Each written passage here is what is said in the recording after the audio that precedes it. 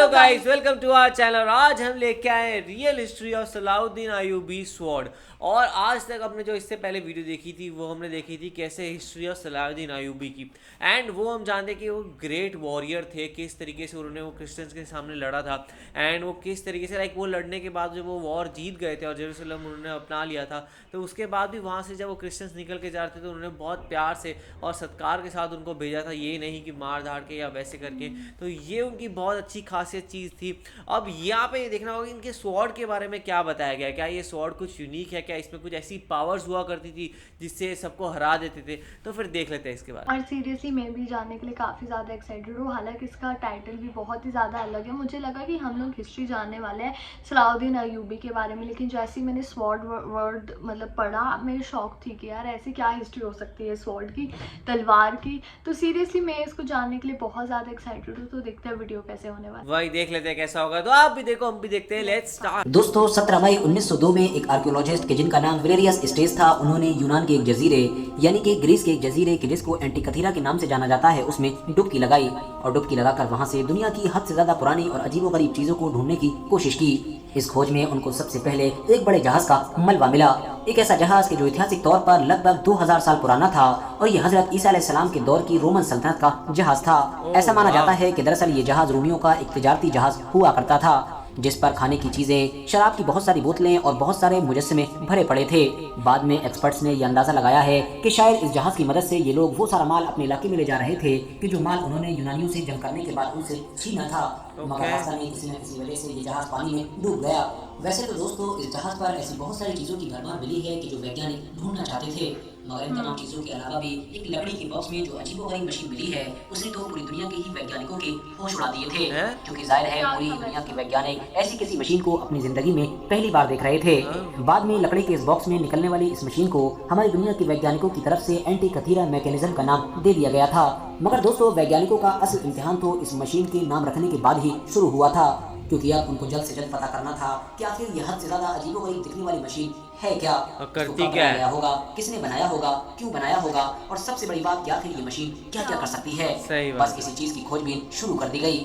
लगभग 2100 साल पुरानी ये अजीबोगरीब मशीन गेर और पुर्जों की मदद से बनाई गई है और इसको बनाने वाला इंसान कोई और नहीं बल्कि यूनान का एक नामालूम साइंटिस्ट था, जो यकीनन उस दौर के हिसाब से दिमाग को चकरा देने वाली बात है कि आखिर उस दौर में हमारी दुनिया के लोग इतनी ज्यादा एडवांस मशीन को कैसे बना सकते थे। दोस्तों लगातार 100 साल तक इसके ऊपर रिसर्च हुई, मगर उसके बावजूद भी इसकी बनावट राज की राज ही रही। कोई भी नहीं जान सका कि आखिर ये मशीन क्या है, कब और कैसे और क्यों बनाई गई थी। मगर जाहिर है आज से सिर्फ 20-22 साल पहले तक अब हम लोग इतने ज़्यादा एडवांस हो चुके थे कि अब हम एक्सरे की मदद से भी इसकी अंदरूनी बनावट को जान सकते थे। और जाहिर है बिना एक्सरे की मदद से तो इसको समझा ही नहीं जा सकता था, क्योंकि ये इतनी ज़्यादा पुरानी हो चुकी थी कि अगर इसको समझने की कोशिश की जाती तो ये हमेशा हमेशा के लिए टूट कर बिखर जाती। एक खास किस्म की एक्सरे मशीन जो उस दौर में के इलाके में हुआ करती थी, उसकी मदद से इसकी बनावट को समझने की कोशिश की गई और जब इसके अंदर की हकीकत सामने आई तो लोगों के होश उड़ गए, क्योंकि ये मशीन कुछ और नहीं बल्कि हमारी दुनिया का पहला एनालॉग कंप्यूटर था, जिसके अंदर 47 अलग अलग गेट्स मौजूद थे और जो बिल्कुल परफेक्ट तरीके से जुड़े हुए थे और सही स्पीड पर भी सेट थे। अब सोचने वाली बात यह है कि दुनिया की पहली प्रिंटिंग मशीन के आविष्कार से भी लगभग 1500 साल पहले दुनिया के पहले एनालॉग कंप्यूटर की इस टेक्नोलॉजी को बनाना मुमकिन कैसे हुआ होगा। जाहिर है जिस इंसान ने भी ये बनाया होगा वो उस दौर में अपनी दुनिया से बहुत ज्यादा आगे चल रहा होगा। ये मशीन कमरी तारीख यानी कि चांद वाली तारीख को दिखाया करती थी और इसके अलावा इस मशीन की मदद से सूर्य ग्रहण की भविष्यवाणी भी एग्जैक्ट डेट और टाइम के साथ मुमकिन थी। यानी इसके अंदर ऐसी टेक्नोलॉजी मौजूद थी कि जिसकी मदद से सूर्य ग्रहण का पता लगाया जा सके। वैज्ञानिकों ने एक्सरे की मदद से जो इस मशीन का स्केच तैयार किया था, फिर उसी की मदद से उन्होंने इस मशीन का एक डुप्लीकेट प्रोजेक्ट बनाया और बाद में उस नतीजे पर पहुंचे कि इस मशीन में ये जो सुइयां नजर आ रही हैं ये दरअसल हमारे सोलर सिस्टम के बाकी प्लेनेट को दिखाती हैं और बीच में हमारा अर्थ यानी कि हमारी पृथ्वी मौजूद है और सोलर सिस्टम के बाकी सारे प्लेनेट यानी ग्रह हमारी धरती के चक्कर लगा रहे हैं, जैसा कि उस दौर में यूनानी वैज्ञानिक माना करते थे।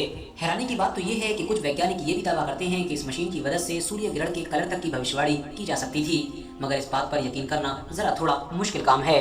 वो इसलिए क्योंकि हम जानते हैं कि इस मशीन को 2100 साल पहले बनाया गया था, जबकि हमारी दुनिया की पहली गेट से मिलकर बनने वाली मैकेनिकल क्लॉक 14वीं सदी के शुरू में बनाई गई थी, जिसका साइज लगभग एक छोटी कार के बराबर था। जबकि एंटी कथीरा मैकेनिज्म नाम की इस पुरानी मशीन का साइज सिर्फ एक बॉक्स के बराबर हुआ करता था और इसको इससे भी लगभग 1500 साल पहले यानी टोटल 2100 साल पहले बनाया गया था। मगर हाँ, उस दौर के हिसाब से इसके गियर्स इतने ज़्यादा एडवांस और इतने ज़्यादा एक्यूरेट थे कि जिसकी वजह से आज के दौर के कुछ वैज्ञानिकों को न सिर्फ शक बल्कि यकीन भी है कि शायद ये मशीन एक दुनिया के इंसान ने बनाई ही नहीं है, बल्कि ये तो किसी एलियन का काम है। फिलहाल आप लोग इस मशीन के बारे में क्या सोचते हैं या फिर इस वीडियो से पहले क्या जानते थे, मुझे कमेंट्स बॉक्स में जरूर बताएं। मगर दोस्तों, एंटी कथीरा मैकेनिज्म इकलौती ऐसी चीज नहीं है कि जिसने दुनिया के बड़े बड़े वैज्ञानिकों के होश उड़ा रखे हैं, बल्कि इसी तरह की ही एक चीज 1912 में भी खोजी गई थी। हुआ ये था कि एक कॉलेज के बुक डीलर कि जिनका नाम वेल्फर्ड वॉयनिच था, वो दरअसल एक बार अपनी छुट्टियां गुजारने के लिए इटली के एक इलाके में गए थे, जहाँ पर उनका सामना एक बड़ी ही अजीबोगरीब किताब से हुआ। उन्होंने फौरन इस किताब को खरीद लिया, मगर इंटरेस्टिंग बात ये थी कि इस किताब के ऊपर ना तो किसी राइटर का नाम लिखा था और न ही कुछ ऐसा टाइटल लिखा था कि जिससे ये समझा जा सके कि आखिर ये किताब किस बारे में है। इस किताब के सैकड़ों पेजेस पर अजीबोगरीब लिखाई, अननोन अल्फाबेट्स और इसके अलावा अजीबोगरीब तरह के निशान बनाए गए थे, इस तरह के निशानात के जिनको समझा जाना भी मुमकिन नहीं था। और शायद ये किताब इतनी ज्यादा पुरानी थी कि जिस कोडिंग लैंग्वेज में इसको लिखा गया था उसको समझने वाला अब हमारी दुनिया में कोई भी एक इंसान भी बाकी नहीं था। वेल्फर्ड वॉयनिच के जिसने इस किताब को खरीदा था, उसने अपनी पूरी जिंदगी इसी किताब पर रिसर्च करते हुए गुजार दी थी, यानी वो यही खोजता रहा कि आखिर ये किताब किसने लिखी थी, कब लिखी थी और क्यों लिखी थी, मगर वो अपने इस मकसद में कामयाब न हो सका। हमारी दुनिया की तरफ से इस किताब का नाम भी बाद में द वॉयनिच मैन्युस्क्रिप्ट रख दिया गया था। ये किताब हमारी दुनिया की सबसे ज्यादा रिसर्च की जाने वाली एक रहस्यमयी किताब बन गई है और वो चीज है दमस्कस स्टील। दरअसल दोस्तों, सुल्तान सलाहुद्दीन अयूबी के दौर में सलीबियों का सामना सलाहुद्दीन अयूबी के साथ साथ एक ऐसे खतरनाक और ताकतवर हथियार से भी था कि जिसको ना तो उन्होंने पहले कभी देखा था और न ही कभी उसके बारे में जानते थे। सुल्तान सलाहुद्दीन अयूबी की पूरी फौज की जो तलवारें थीं वो दरअसल दमिश्कस स्टील से बनाई गई थीं, जो हद से ज़्यादा ताकतवर थीं, बहुत ज़्यादा फ्लेक्सिबल थीं और इसके अलावा मजबूत भी थीं। ये तलवारें इतनी ज़्यादा तेज़ हुआ करती थीं कि एक बड़े से बड़े पत्थर को भी बीच में से आधा आधा कर दिया करती थीं, मगर उसके बावजूद भी इनका ब्लेड ख़राब नहीं हुआ करता था। और इन तलवारों को जो चीज़ स्पेशल बनाया करती थी वो कुछ और नहीं बल्कि इनका जो धातु हुआ करता था, यानी वो स्टील था कि जिससे ये बनाई जाती थी। इस स्टील को अलग अलग कूलिंग और हीटिंग तकनीक से बनाया गया था और इसकी तैयारी के दौरान लकड़ी, कोयला और स्टील का इस्तेमाल किया गया था, जिसके ऊपर दूसरी आम तलवारों का बिल्कुल भी कोई असर नहीं हुआ करता था। ऐसा माना जाता है कि इसको बनाने वाला जो आखिरी लोहार था वो दरअसल 17वीं सदी के करीब हमारी इस दुनिया से गुजर गया था, जिसके बाद से अब इसको बनाने की जो तकनीक है वो दुनिया में किसी के भी पास नहीं है। मगर हाँ, सुल्तान सलाहुद्दीन अयूबी के उस दौर की उनकी वो तलवार आज भी हिफाजत के साथ हमारी इस दुनिया में मौजूद है।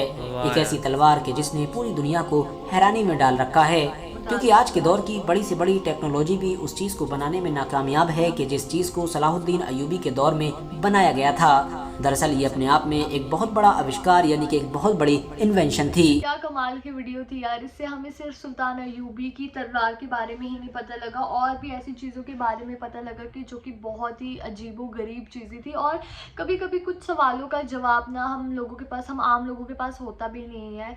तो आई होप वो चीज़ें हम लोगों को एक दिन पता लगे, क्योंकि हम लोगों को, इंसानों को वो चीज़ जानने की हमेशा क्यूरियोसिटी रहती है कि जिसके पास हमारे जवाब नहीं होते हैं, उन चीज़ों को जानने के लिए बहुत ही होता है। लाइक जैसे सोलर सिस्टम है, ठीक है, हम लोगों को बहुत कहते हैं ना सरप्राइजेस से भरा है हमारा सोलर सिस्टम, तो इसीलिए बहुत लोग ऐसे कि जिनको हमारे सोलर सिस्टम इतना ज़्यादा इंटरेस्ट है, नासा हो गया, इसरो हो गया, मतलब ये सिर्फ ऐसा नहीं है कि सिर्फ यहाँ के साइंटिस्ट को इतना वो है ना, इवन हम नॉर्मल लोगों को भी बहुत ज़्यादा इंटरेस्ट है सोलर सिस्टम में क्या होता है। तो सेम हम लोगों का नेचर ही ऐसे होता है। और जो इन्होंने इनकी तलवार की इन्होंने बात करी, लिटरली बहुत ही ज़्यादा उन्होंने अच्छी बात करी। और मैं ऐसी थी कि यार ऐसे किस चीज़ से बनी होगी वो, जो आज तक पता नहीं लगा होगा। तो ये तो सिर्फ एक पजल बन के ही रह गई। तो आई होप हम लोगों को ये चीज़ों का सोल्यूशन कभी ना कभी मिल जाए। वही, और साथ में देखा जाए तो वो जैसे अगर अभी वो पड़ी हुई है तलवार, तो अगर उस पर रिसर्च करेंगे तो शायद कहीं ना कहीं कोई ना कोई उसको फाइंड कर पाएगा और कैसे बनाते हैं कर पाएगा। और देखा जाए तो आजकल वैसे देखा गया तो बहुत फाइन ब्लेड्स आते हैं, लाइक वो कटाना आती है और बहुत सारी ऐसी आती है जो अच्छा खासा, मतलब उनको आप छू लो तो आपका हाथ कट जाए, वैसी आती हैं। पर ये कुछ और ही स्वॉर्ड होगी तो इसका भी ज़रूर इसके बारे में और इसके बारे में रिसर्च होनी चाहिए और पता करना चाहिए कि इसके बारे में कैसे बनाया गया, क्या किया गया और क्या क्या चीज़ यूज़ की गई। बिकॉज अगर सब चीज़ पता हो तो कहीं ना कहीं इसको रेप्लिकेट किया जा सकता है। तो आपको ये वीडियो कैसी लगी आप अच्छा ज़रूर बताएगा, ऐसे ही लाइक करते जाइए, कमेंट करते जाइए, शेयर करते जाइए और सब्सक्राइब करते चलिए। बाय।